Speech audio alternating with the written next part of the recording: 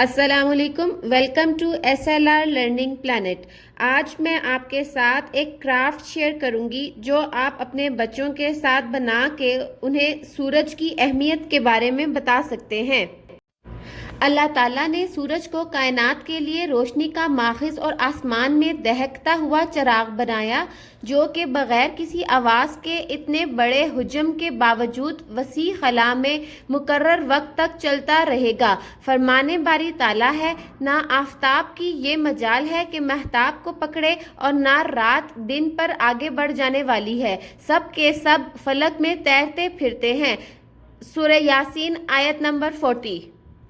اللہ تعالیٰ نے سورج کو لوگوں کے لیے بلا معاوضہ مسخر فرمایا۔ سورج کے طلوع و غروب ہونے سے دن اور رات بنتے ہیں۔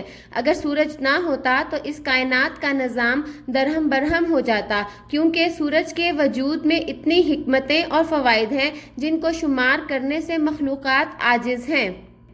اللہ تعالیٰ نے سورج کو اپنی وحدانیت کی دلیل بناتے ہوئے فرمایا، اور اگر آپ ان سے پوچھیں کس نے آسمانوں اور زمین کو پیدا کیا اور کس نے سورج اور چاند کو مسخر کیا تو وہ ضرور کہیں گے اللہ نے۔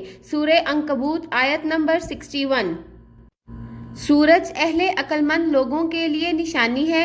فرمانے باری تعالیٰ ہے، اسی نے تمہارے لیے شب و روز، سورج اور چاند مسخر کیے، تارے بھی اسی کے حکم سے مسخر ہیں، بے شک اس میں عقل مند لوگوں کے لیے نشانیاں ہیں۔ سورہ النحل آیت نمبر 12۔ لوگوں کو سورج کی حیرت انگیز تسخیر پر غور کرنے کی دعوت دی اور فرمایا، کیا آپ دیکھتے نہیں کہ اللہ تعالیٰ رات کو دن میں اور دن کو رات میں داخل کرتا ہے، اسی نے سورج اور چاند مسخر کیے۔ سورہ لقمان آیت نمبر 29۔ اللہ تعالیٰ نے سورج کے ساتھ بہت سی عبادات اور احکامات منسلک فرمائے، جیسا کہ نماز کے بارے میں فرمایا، آپ زوال آفتاب سے لے کر رات کے اندھیرے تک نماز قائم کیجیے۔ سورہ الاسراء آیت نمبر 78۔ غروب آفتاب پر لوگ روزہ کھولتے ہیں۔ لیلۃ القدر کی علامات یہ ہیں کہ صبح سورج بغیر شعاؤں کے طلوع ہوتا ہے۔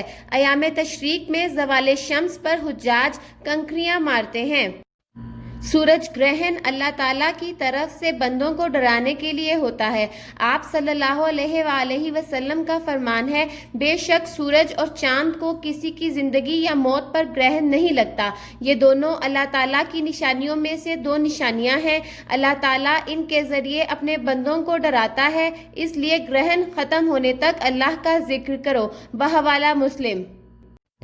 اللہ تعالیٰ میرے اور آپ سب کے لیے قرآن مجید کو خیر و برکت والا بنائے، مجھے اور آپ سب کو ذکر حکیم کی آیات سے مستفید ہونے کی توفیق دے۔ میں اپنی بات کو اسی پر ختم کرتے ہوئے اللہ سے اپنے اور تمام مسلمانوں کے گناہوں کی بخشش چاہتی ہوں۔ آپ بھی اسی سے بخشش مانگیے، بے شک وہی بخشنے والا اور نہایت رحم کرنے والا ہے۔ اگر آپ کو آج کی ویڈیو اچھی لگے تو ویڈیو کو لائک کرنا اور چینل کو سبسکرائب کرنا مت بھولیے۔ Thank you so much.